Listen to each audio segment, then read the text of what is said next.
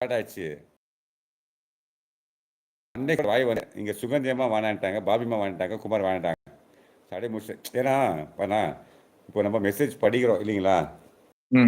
அந்த message respect அவங்க சொல்லிட்டாங்க, ஸ்டாப் பண்ணுங்க வேணான்னு சொல்லிட்டாங்க. சுகந்திய மெசேஜ் ஆனால் வேணான்னு சொல்லிட்டாங்க.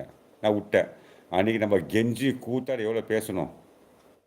சுகந்தியமெல்லாம் பேசுனாங்க, கேட்டாங்களா? இல்லை இல்லை.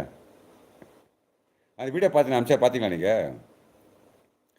இல்ல அது பாக்கல பஞ்சா நானு. என்னன்னா அந்த பொண்ணு என்னோட சின்னதுதான்.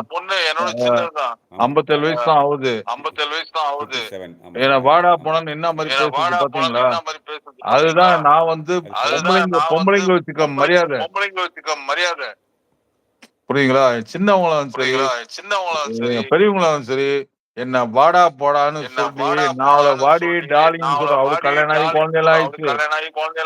57 வயசுன்னு பாருங்க. அம்மூஜி அம்மாவோட பெரியவ. இன்னைக்கு எப்படி பேசுச்சு?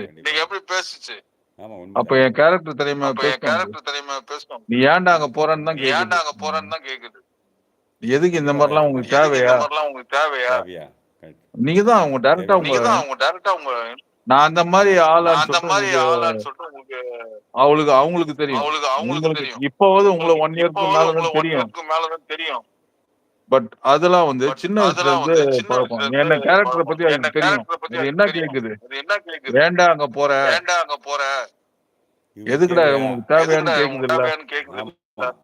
சொன்னாங்க இது உனக்கு இதுதான். அப்போ அதுக்கு தெரியும் என் மனசு. ஏற்கனவே ஒரு பொண்ணு பேசுச்சு.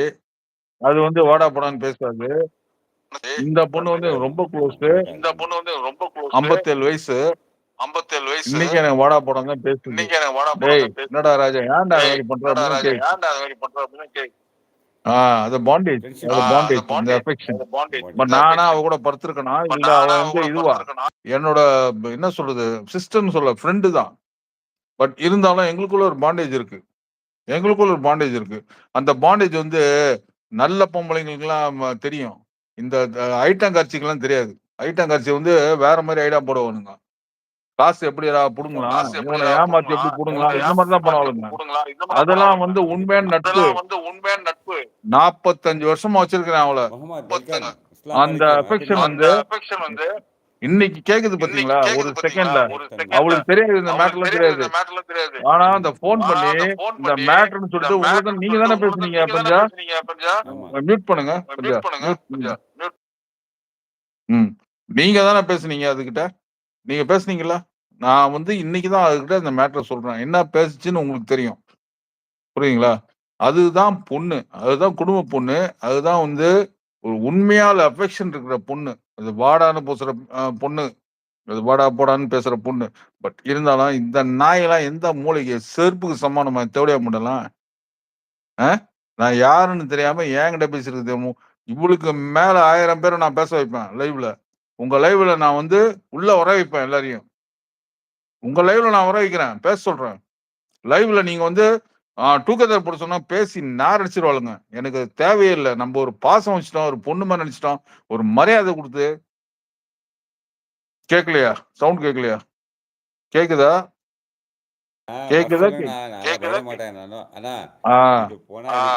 இல்ல அதுதான் பஞ்சா.